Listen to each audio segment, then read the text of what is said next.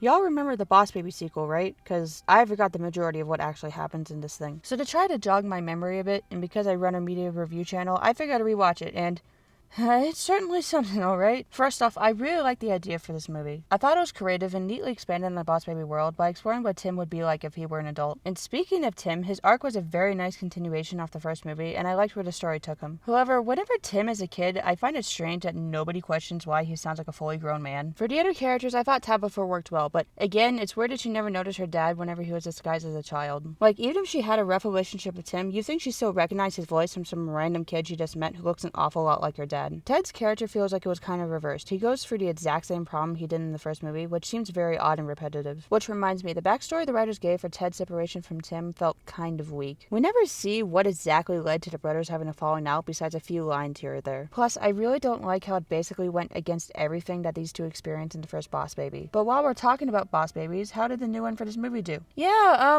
she was interesting. Don't get me wrong, Tina is occasionally pretty funny, but I think I would have preferred if she had some character growth, or at the very least an engaging static arc, because she doesn't really have anything. She's only really there to give advice, to be comic relief, and to get the conflict started. I will say, though, the bad guy for this movie was pretty good, and far better from the villain for the first movie. He's threatening, cool, and had a unique concept. However, I'll admit, the writers really needed to make his redemption less sudden and out of the blue, because, man, it really just comes out of nowhere. Overall, it has compelling groundwork, a heartfelt message, and some fun comedy. However, I don't find it's as character-driven as the original film, and definitely not something you can look into too deeply. I would say it's an okay sequel if you're looking for a good time, but definitely not as good or structured as the original film.